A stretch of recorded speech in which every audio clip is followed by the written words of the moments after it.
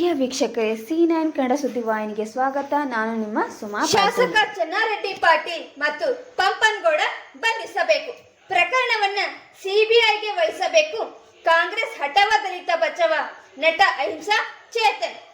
ಯಾದಗಿರಿ ನಗರದ ಸುಭಾಷ್ ವೃತ್ತದಲ್ಲಿ ಇಂದು ಯಾದಗಿರಿ ನಗರ ಠಾಣಾ PSI ಪರಶುರಾಮ್ ಸಂಶಯಾಸ್ಪದ ಸಾವಿಗೆ ಕಾರಣರಾದ ಯಾದಗಿರಿ ವಿಧಾನಸಭಾ ಕ್ಷೇತ್ರ ಶಾಸಕ ಚೆನ್ನಾರೆಡ್ಡಿ ಪಾಟೀಲ್ ತುನೂರು ಹಾಗೂ ಅವರ ಸುಪುತ್ರ ಪಂಪನಗೌಡ ಅವರನ್ನು ಬಂಧಿಸಬೇಕು. ಪ್ರಕರಣವನ್ನ ಸಿಬಿಐ ತನಿಖೆಗೆ ವಹಿಸುವಂತೆ ಒತ್ತಾಯಿಸಿ ಪ್ರಗತಿಪರ ಸಂಘಟನೆಗಳ ಒಕ್ಕೂಟದಿಂದ ಬೃಹತ್ ಪ್ರತಿಭಟನೆ ಕಾರ್ಯಕ್ರಮದಲ್ಲಿ ಭಾಗವಹಿಸಿ ಮಾತನಾಡಿದ ನಟ ಚೇತನ್ ಅಹಿಂಸಾ ಅವರು ಕರ್ನಾಟಕ ರಾಜ್ಯ ಸರ್ಕಾರದ ಮುಖ್ಯಮಂತ್ರಿ ಸಿದ್ದರಾಮಯ್ಯ ಸರ್ಕಾರದ ಪರಿಶಿಷ್ಟ ಜಾತಿ ಮತ್ತು ಪಂಗಡಕ್ಕೆ ಸಂಬಂಧಪಟ್ಟ ಅನುದಾನ ಸುಮಾರು ಕೋಟಿಗಟ್ಟಲೆ ಲೂಟಿ ಮಾಡಿದ ಸರ್ಕಾರ ಈ ಕಾಂಗ್ರೆಸ್ ಸರ್ಕಾರ. ಅತಿ ಶೀಘ್ರದಲ್ಲೇ ಕಾಂಗ್ರೆಸ್ ಹಠಾವೋ ದಲಿತ ಬಚಾವೋ ಎಂಬ ಹೋರಾಟ ಮಾಡಲು ಚಿಂತನೆ ನಡೀತಾ ಇದೆ ಎಂದರು.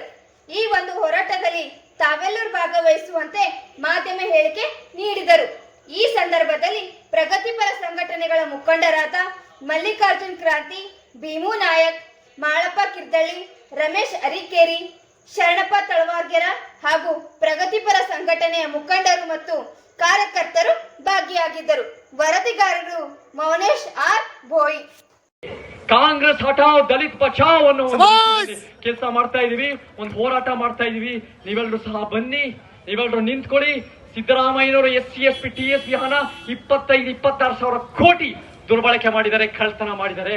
ಅವ್ರ ದಲಿತರ ಪರ ನಾಯಕ ಅಲ್ಲ, ಅಧಿಕಾರದ ಹಪಾಹಪಿಯ ನಾಯಕ. ನಮಗ್ ಸತ್ಯ ಗೊತ್ತಾಗಿದೆ. ಕೊನೆಯದಾಗಿ ನಾನು ಹೋದ ವರ್ಷ ಇದೇ ನಿಮ್ಮ ಒಂದು ಉತ್ತಮ ವಿಚಾರಗಳು ಸಂವಿಧಾನದ ಪೀಠಿಕೆ ಎತ್ತಿಡಿತಾ ಇದೀವಿ ನಾವೆಲ್ಲರೂ ಅನ್ನೋ ಕಾರಣಕ್ಕೆ ನನ್ನನ್ನ ಕೇಂದ್ರ ಹೋಮ್ ಮಿನಿಸ್ಟ್ರಿ ನನ್ನನ್ನ ದೇಶ ದ್ರೋಹಿ ಅಂತ ಬಿಂಬಿಸ್ಬಿಟ್ಟು ದೇಶದಿಂದ ಆಚೆ ಹಾಕಕ್ ಪ್ರಯತ್ನ ಪಟ್ರು.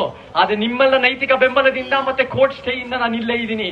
ಜ್ಞಾಪಕ ಇಟ್ಕೊಳ್ಳಿ, ಬಾಬಾ ಸಾಹೇಬ್ ಅಂಬೇಡ್ಕರ್ ಅವರು 1935 ಸಮಾನತೆ ಪರ ಅನ್ಯಾಯದ ವ್ಯವಸ್ಥೆ ವಿರುದ್ಧ ನಾವ್ ಎಂದೆಂದಿಗೂ ನಿಂತ್ಕೊಂತೀವಿ. ಯಾಕಂದ್ರೆ ಅಶೋಕ್ ಬಂದ್ರೆ ಸಿದ್ದರಾಮಯ್ಯ ವಿರೋಧ ಪಕ್ಷ ಆಗ್ಬೋದು, ವಿರೋಧ ಪಕ್ಷ ಆದ್ರೆ ಅಶೋಕ್ ವಿರೋಧ ಪಕ್ಷ ಆಗ್ಬೋದು.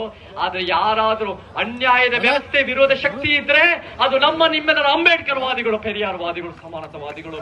ಎಂದೆಂದಿಗೂ ನಾನು ನಿಂತ್ಕೊಂತೀನಿ. ಜೈ ಕರ್ನಾಟಕ, ಜೈ ಭೀಮ್.